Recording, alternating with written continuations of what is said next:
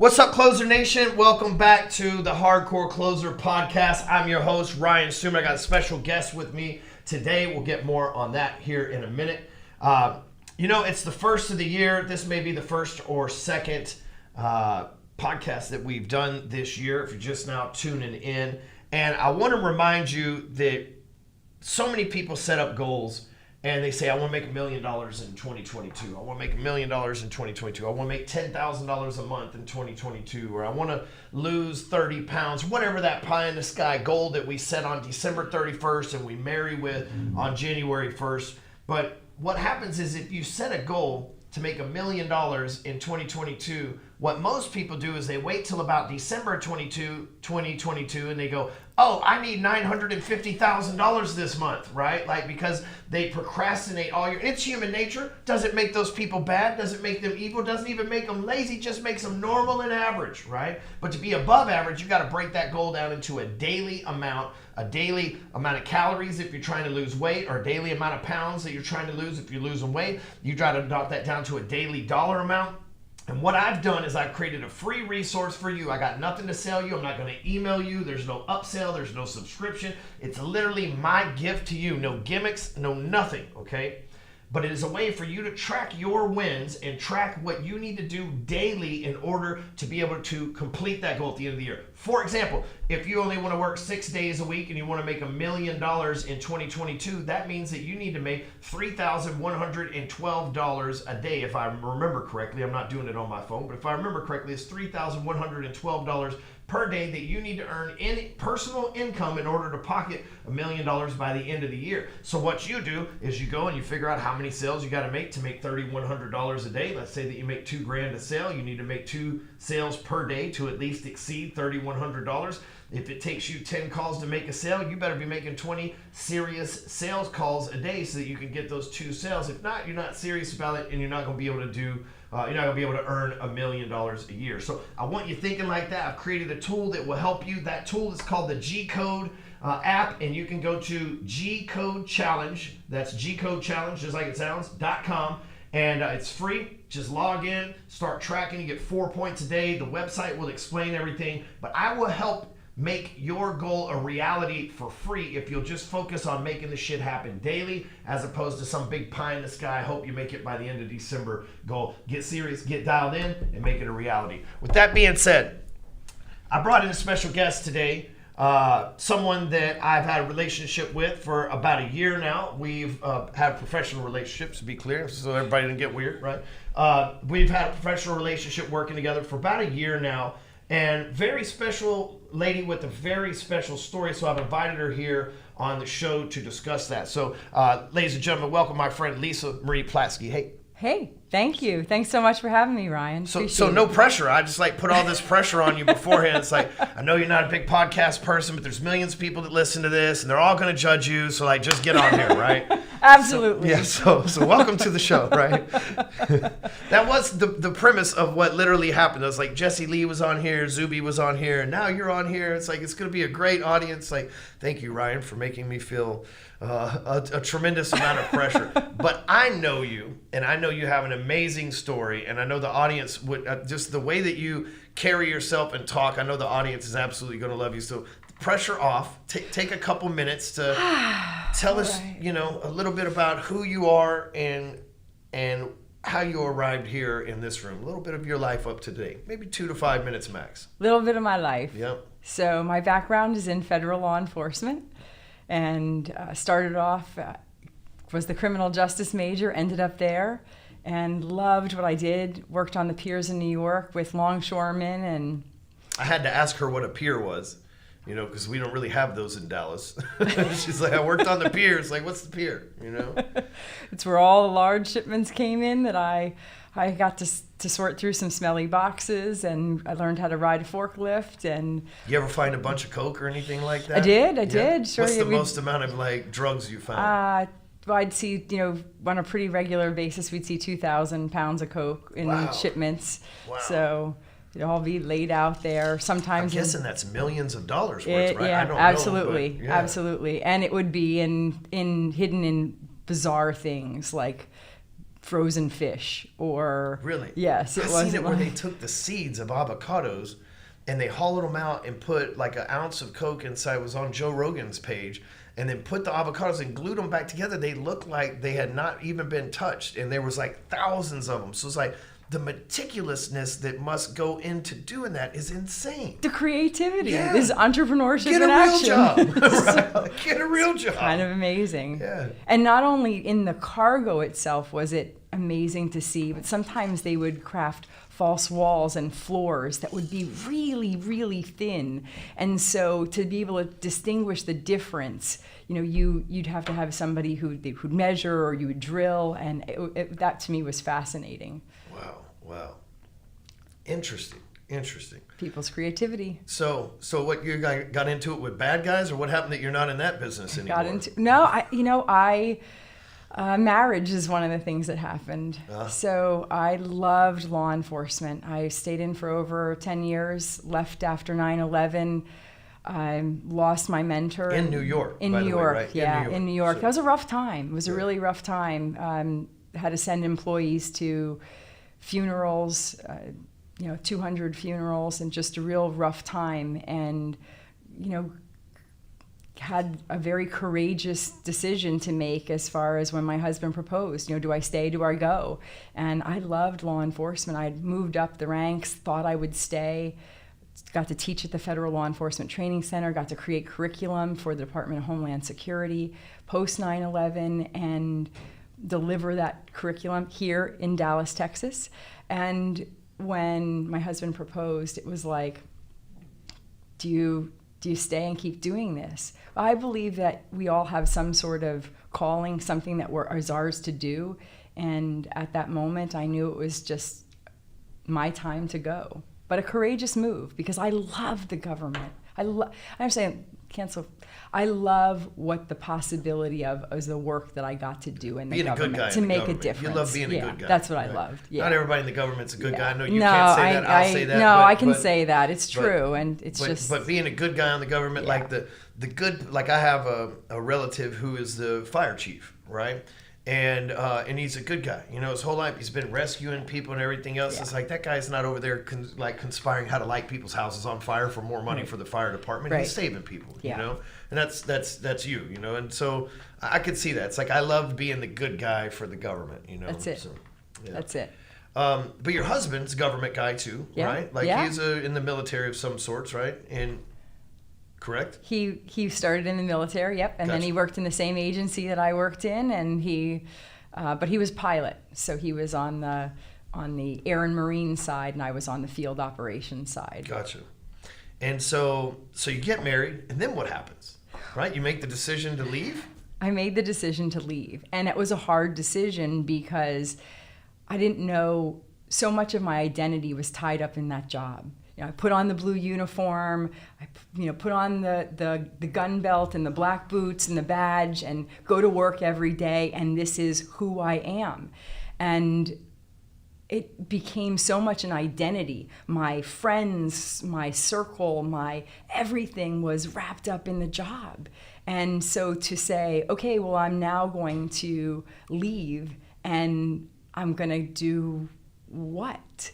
It was a bit of me figuring out like who I really was, especially because my husband was still in the government and he was a director, and I would show up or call the office and people would say, oh, you're Jim's wife. And it was like, that's a great title, but who am I? Who am I?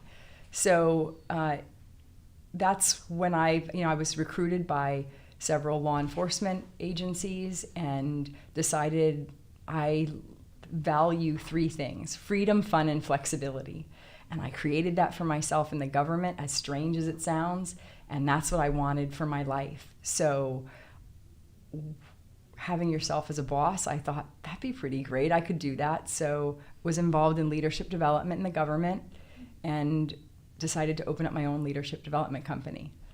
So first of all, I get the identity thing, because one time I went to the Cowboy Club and the bartender said, oh, you're Amy Stewman's husband. And I thought, who the hell introduces me as Amy Stewman's husband? Like, first of all, how much has my wife been drinking up here? You know what I mean? Like, there's like immediate questions. Like, can I see my current bill? Like, how do you know me as Amy's husband? All right, that's weird.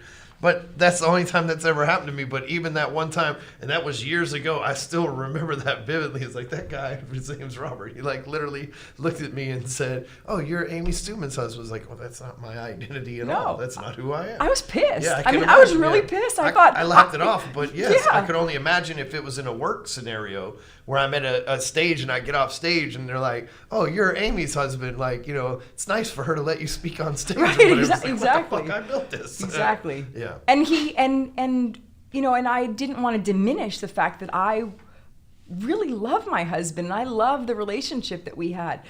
But I went to school and I got my master's before he did. I did a lot of, I climbed the ranks. I did some amazing things in the government. And, you know, it was just confronting more than anything else. The other thing that I think is like a bigger thing that's going to resonate with people when I say this is part of that, just a quick story that you shared with us is, you know, when you talked about going from the government, that being your identity, who you are, you put on a uniform, the gun, the hat, whatever, right? And it's like, this is who I am. I am Officer Platske, right? Like, or what we used, whatever it was back then. And you know, you have this identity. Well, for a lot of us, when we go to start our own business, because that's what happened for you, you ultimately transitioned to being an entrepreneur. We haven't got to that part, but that's definitely what happens and why you're here. But for a lot of us, like for me, I was a sales guy, you know, so I put on the uniform of a sales guy, or a nice button-up shirt that had been tailored with slacks and leather shoes and, you know, all of these things, and an undershirt and hair fixed and clean shaved and all this stuff. And that's like who I was. I was a sales guy. And then I lost that job, you know, and was forced into entrepreneurship. So, similar to you, you were forced into entrepreneurship. It was like I had to make a decision. You had to make a decision out of love. I had to make a decision out of not being I had to make a decision because of the federal government too, technically, right? And so I feel you on that, right? And the thing was, now I'm a business owner. But my identity was really as this sales guy, and they're really two different people. They really are. You know, a government customs and peer worker, or whatever you would say, you call it the slang, right? A government customs worker is not the same as someone that runs events and coaches people into leadership, like what you were talking about. That's vastly different. It's the same from being a sales guy. And plus, I was this hardcore closer. I was I still am, but like I'm this sales guy, right? Like that's what everybody knew me. It's a high five. Stewman's the top producer, you know, type of thing. And now all of a sudden it's like, oh, he started his own business. We'll see how that goes, right? You're never a hero in the beginning. You know, it's funny. There's a meme that's like, you know, hey, I just got accepted to college. You get 10,000 likes. And it's like, hey, I just started my own business, and like 5 people will give you a like, yeah, you know? Because true. A lot of people think, oh, you started your own business because you're a failure. Right, because that's why most people have had to start their own business. And if we're being real, I failed at that sales job. It wasn't me; it was the government. But I failed to be able to maintain that license, so I did have to start my own business because of failure, technically. You know, and yours was out of love. It's a little different. You didn't necessarily fail at your government job, right? You fell in love, a little different, but that identity shift's huge. So you go from being this person in the uniform and having this identity to now you're running leadership stuff you're probably wearing a uniform similar to what you're wearing right now versus that. So talk to me a little bit about that. Well, you're right about the people not getting it, because my dad started to send me money every month, because he was like, how come, you know, how could you go from having this 6 figures steady income check coming in, and now you walk away with benefits? Are you crazy? Like, what's wrong with you? What how are you going to eat? He was very, very concerned about it. It doesn't make any sense. And yet, to me, the idea of entrepreneurship and the idea of taking a risk and jumping into something, that's to me was really exciting. I didn't really know if I was going to succeed. I mean, I None thought of there us ever wasn't, do. I thought I was no way I could fail, but at the same time, I didn't know if I was going to succeed. Right. So, but the leadership piece is leadership is just how I saw it. And I don't see it as something that you do. I think leadership is something that you are. You don't, there's not these boxes to check off that make you a leader. There's no title that you can get. And so I wanted to, the things that I saw that really, those that were worth following, leaders that were worth following in the government, I wanted to be able to take that and be able to go in and talk about that, talk about the pieces that even when I was teaching at the academy that they didn't want me to talk about. Those were the elements that were, you know, inspiring to me on the journey and making that transition. I remember that I had this, when I first started the job, I was on OJT, on the job training. So they send me to different assignments over a course of time. And I am on a drug interdiction team, and I send over documents to the steamship company with all of our intel. Okay, big mistake. You're not supposed to do that. Right. Okay, right. so they just told the guy, right, hey, your shit's about to get raided. Exactly. So I screw up, right? Yeah. But I fax over the wrong set of documents. You're supposed to send the scrubbed set. I don't. Right. Okay, so I'm on OJT. I go in on probation, and I remember the supervisor, good guy, go into his office and, you know, sort of sheepishly, you know, how am I going to explain this? Right. You know, am I going to get fired? Or Is they this gonna my think last I'm one of day? them? Right. Yeah. You know, a whole lot of other stuff. And he was awesome. Like, he was just such a great guy. Like, he looked up and was sort of like,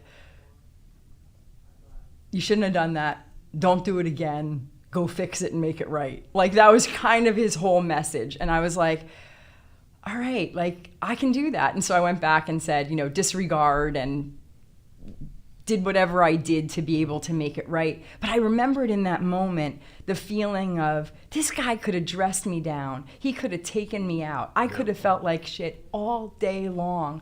And the reality is, he made me feel like it's just another day where you screw up, where you're human, where you're going to get stuff wrong, where things aren't going to work out the way you want. And I remember in that moment, like, that's great leadership. You know, that's in that moment somebody who gets that life's not, it's not perfect. And so that for me was the element of leadership that I wanted to be able to share with people, not all of the tactical components of it. So you start teaching, you take bits and pieces from leaders that you watch, you start teaching other government leaders, and then eventually you come out on your own and start teaching leadership as a coach, I'm guessing? Yeah. All right. So, well, actually as a trainer first. Okay. So it was just training. I had 14 modules of leadership, and I had 7 pillars of leadership.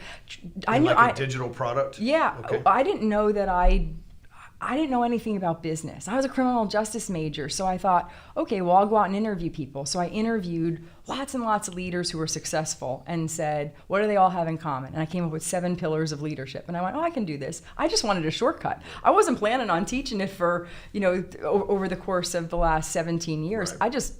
I wanted to figure out how to do it. Right. It was really it, more than anything else. Yeah, as a cop, you're like asking drug dealers where they got their drugs from, not like, how did you organize the culture to build this thing, right? Like, Exactly. Where did you get the supply chain and the shipping, and how do you grease those? Like, there's a lot of business dealings that can be learned from that, but those aren't the questions being asked, No. right? So, and so you come out and it's been 17 years. Yeah. Okay. And so since then, you've been running leadership retreats. Talk to us a little bit about how you've taken this government experience and then, right, because you're like the only person I know. I don't know a lot of government people, but you're the only person I know that was like, you know, ranking in the government that has, not in the military, that has gone and really like built a successful entrepreneurial business. A lot of people stay in that, right? Like once you're in there, especially 10 years in the government, you're trying to get a pension or whatever you call it, retirement. So, and it's a big risk to leave because you're halfway into that or whatever that number is, and now you're out. So talk to us about how you took some of that government stuff and not knowing anything about business eventually got to where we are here 17 years later. I'm sure there's lessons along that road. I didn't have a clue. I mean, I really didn't have a clue. It was a leap of faith more than anything else. I didn't know anything about business. I didn't take a business course in school. I didn't, nothing. It was going out and making phone calls, talking to people. But in the government, there were a lot of that I learned. There was a time when the guys didn't want to work with me. They didn't like me. That's the bottom line. Didn't fit in the locker room. I wasn't. And I was so used to being the person who got good grades in school. And so this was just so foreign. And I was like, well, what the heck? Why don't they like who I am? And so I took a leadership training course, and in the leadership training course, they gave us a series of assessments. And one of the assessments, I scored a 0. And it was an interpersonal skills assessment. And it was a real crappy feeling to score a 0. And I went back after nobody talked to me for the rest of the day. It was not a safe space for me to get this 0 in this course. But I went back and had a conversation with myself and said, all right, Lisa, you could be smart and right. You could be strong and tough. But the truth is you're going to be alone and dead unless you figure this out, unless you figure out how to connect, unless you figure out how to work with people and have them have your back. Right. It's really the truth. And so I started to get curious. What was important to people? What was important to the guys?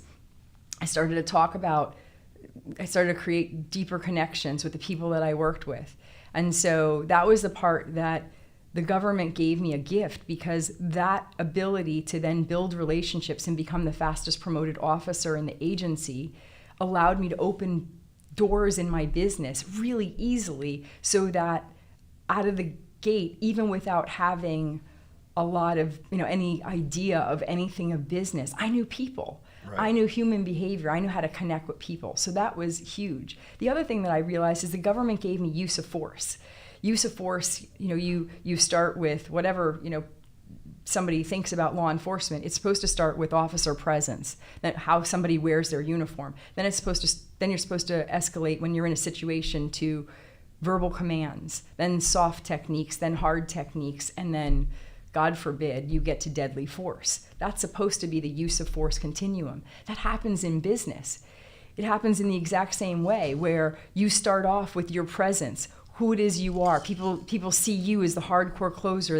They see somebody, they've got a presence to them, whatever it is that they represent, their brand in business. Then there's, their verbal commands, what they say, the words that they choose, how they say it, who they say it to, in the manner in which they speak it. Then there's the soft techniques, which is, you start to go into what somebody is selling, and there's the finesse and how they do it. And then the hard techniques, which is ultimately your where you tell people what it is that you're actually delivering. Yep. Yes, the call to action, your CTA, and then your deadly force. I look at that as that's the part where, what do you want to leave people with? What are you actually giving them the opportunity to say yes to? What are you going to close them on?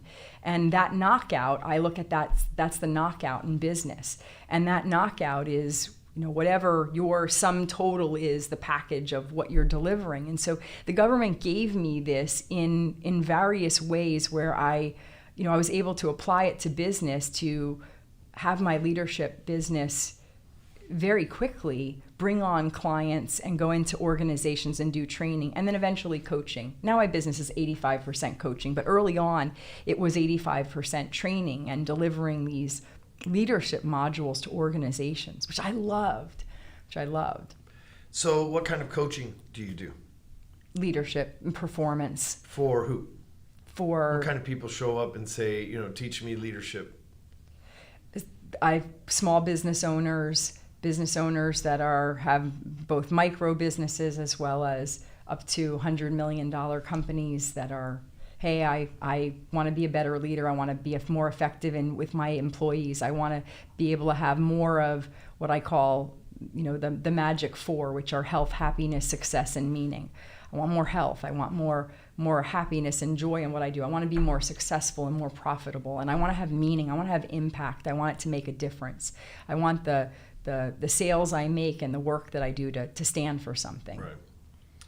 And so you're not working with government agencies. You work with actual entrepreneurs. I do. Gotcha. I in the beginning it was working with some of the government agencies, but the truth is that I found that when I would get hired to go in, I would get conversations with people like, there's too many words on your PowerPoint, or there's stupid stuff. Yeah. It was almost like I have to be here. And now I decide I'd rather work with people who want to excel and want more for themselves versus people who get forced to be in a training that they don't really want to be there for. And so you said you were doing training, now you do coaching. Do you do this like live events, or is it a one-on-one thing? How do you typically help folks, right? I'm sure there's lots of people listening to this that are like, I could use somebody with, massive leadership skills and stuff to either help me out, because in my opinion, everything rises and falls on leadership. And if you're going to build a good culture, people always ask me, it's like, how do you keep your employees for so long? How do you keep your clients for so long? It's because if you're a good leader, you build a good culture. And if you have a good culture, people want to be a part of it. It's that simple, And if you can master those things, if you can master leadership and culture building, you can grow a company even if you can't add 2 + 2, right? Because you'll attract somebody who can do it for you. Absolutely. And that was why I said it was transferable. It was like, leadership is leadership, and it is magical. And what I found was that the only reason why I started working with small business owners is because I found that so many of them were missing the leadership component. They had some of the other elements, and so the sales, even if it was strong, if they were missing on the leadership, they couldn't grow. There'd be the ceiling that they'd hit. They just couldn't go any further. Yeah. So with those 7 pillars, I started to use them both in trainings, VIP days, one-on-one coaching, but those 7 pillars served as the foundation for everything that I do. And they all magically start with P. Yeah, that's just good marketing and branding, right? Yeah. So just good branding and marketing. So if someone wanted to get more information about where they could connect with you or attend an event or learn from you, where's the best place to send them? Well, I've got an event coming up, and the event is the Upside Summit, UPSIDE, and the word summit.com. And so you can find out information about that upcoming event. It's a 3-day leadership event in Arizona. And people will listen to this in the future, like for years. But that's something that you consistently run a few times. So that website will always be there. I do. So, gotcha. Yeah, it will be. Gotcha. Awesome. Awesome. And, I appreciate you coming on here. I feel like you really shared some cool stories. And it's cool for me to hang out with somebody who's been on the other side of the badge and listen to the transition. We're still walking the same road. You just went a different path to get there, but we came from the fork in the road back down to that one thing, but we're here. So it's interesting for me to hear that perspective too. I would have never thought, I learned some really good stuff from the government that I implemented in the business world. It's like, it's not something you traditionally hear from an entrepreneur, in reality. So really cool for that. If they want to find you on Facebook or Instagram, how do they find you? Yep, Facebook, Lisa Marie Platske, best way to find me. Gotcha. And I recommend following Lisa. She's a good writer. She writes really good, informative posts and stuff, similar like mine, different style, but like good posts that people like, engage with and stuff like that on Facebook, and you'll enjoy it. So guys, Closer Nation, thank you for listening. We'll catch you next week. Rise above.